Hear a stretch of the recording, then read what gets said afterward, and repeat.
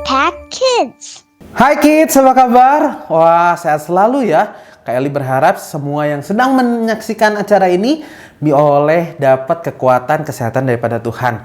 Buat yang lagi nggak enak badan atau dalam kondisi yang lagi nggak fit, Kak Eli berdoa supaya Tuhan sembuhkan. Dan jangan lupa untuk minum vitamin dan istirahat yang cukup ya kids. Nah, hari ini kita akan belajar mengenai apa sih yang dimaksud dengan jadilah kehendakmu di bumi seperti di surga. Kemarin kita sudah belajar jadilah kehendakmu, dan sekarang di bumi di surga. Kalau dijadikan satu kalimat, jadilah kehendakmu di bumi di surga. Nah, tapi sebelumnya kita mau berdoa dulu ya. Tuhan Yesus, Tuhan yang baik, terima kasih Bapa atas berkat kasih karunia Tuhan.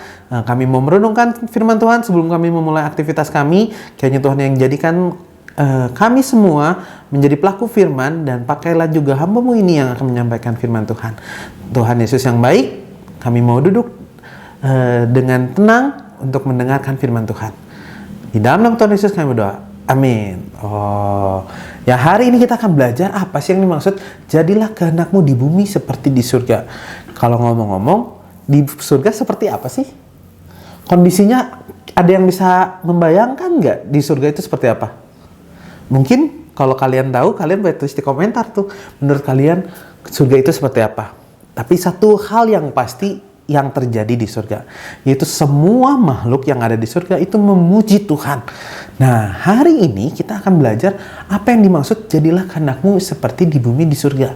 Yang Tuhan kehendaki ialah setiap makhluk, segala sesuatu yang bernafas memuji Tuhan. Karena di surga setiap makhluk itu memuji Tuhan. Dan itu harusnya terjadi juga di bumi. Tapi sayangnya karena dosa, manusia banyak akhirnya yang melawan Tuhan. Mereka nggak mau lagi menyembah Tuhan. Mereka mau hidup untuk dirinya sendiri. Bahkan mungkin menyembah Allah-Allah palsu atau Tuhan yang palsu, bukan Tuhan yang sejati. Mereka ingin menciptakan Tuhannya sendiri.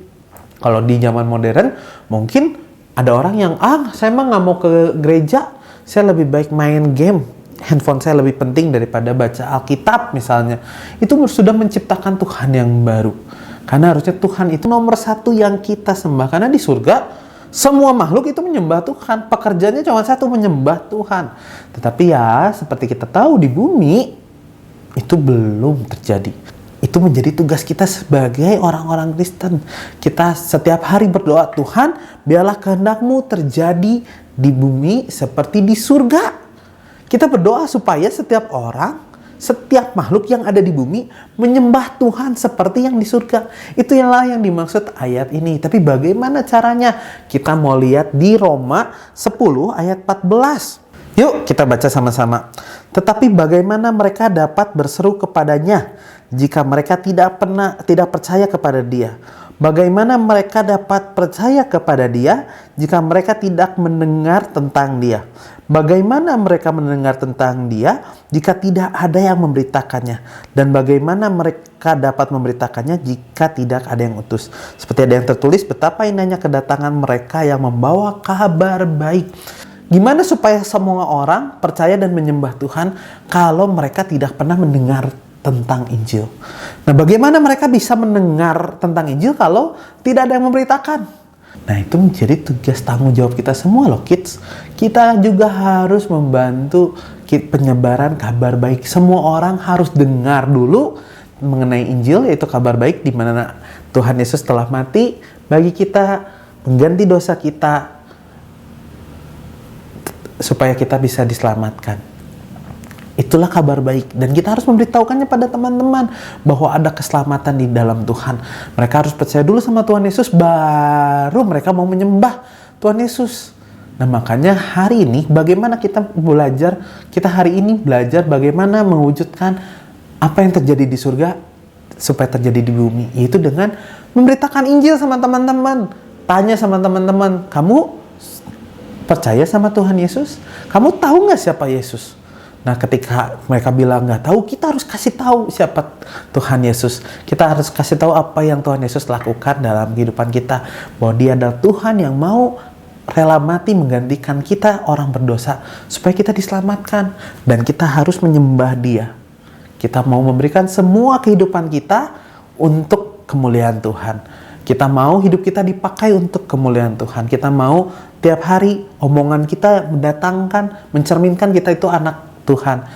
Tingkah laku kita mencerminkan kita anak Tuhan. Supaya siapa? Nama Tuhan dimuliakan, itu adalah bentuk penyembahannya kita. Oke kids, siap? Siap untuk menyembah Tuhan supaya yang terjadi di surga boleh terjadi juga di bumi. Tadi apa yang terjadi di surga? Di surga semua makhluk menyembah Tuhan. Dan Tuhan mau juga semua makhluk yang di bumi, termasuk kamu dan Kylie, menyembah Tuhan, termasuk teman-teman kamu. Maka karena itu kita harus cerita tentang Injil Tuhan. Yuk kita berdoa. Tuhan Yesus, terima kasih Engkau telah rela mati bagi kami, menggantikan dosa kami, sehingga kami boleh menjadi anak-anak-Mu.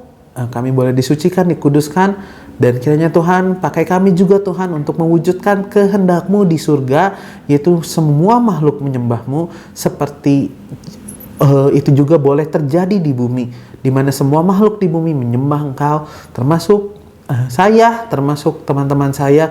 Biarlah Kau pakai kami semua untuk memberitakan kabar-Mu, dan biarlah kami menyembah dengan perkataan kami, tingkah laku kami mencerminkan kami anak-anak Tuhan.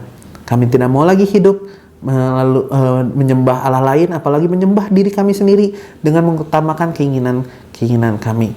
Biarlah kami selalu menyembah Tuhan dengan mengutamakan kebenaran firman Tuhan, kehendak Tuhan dalam kehidupan kami. Biarlah nama Tuhan yang dimuliakan. Di dalam nama Tuhan Yesus kami berdoa. Amin.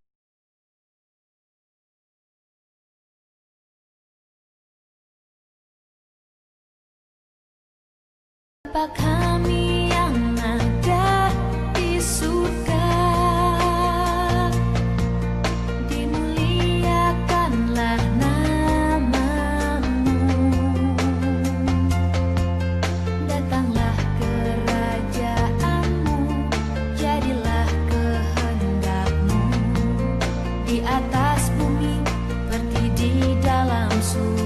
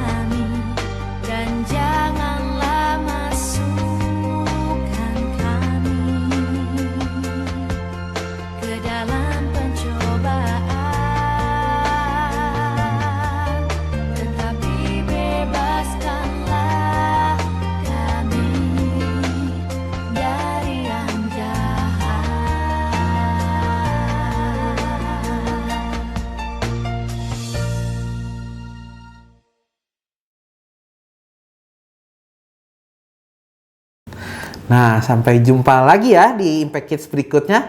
Dadah! Impact Kids.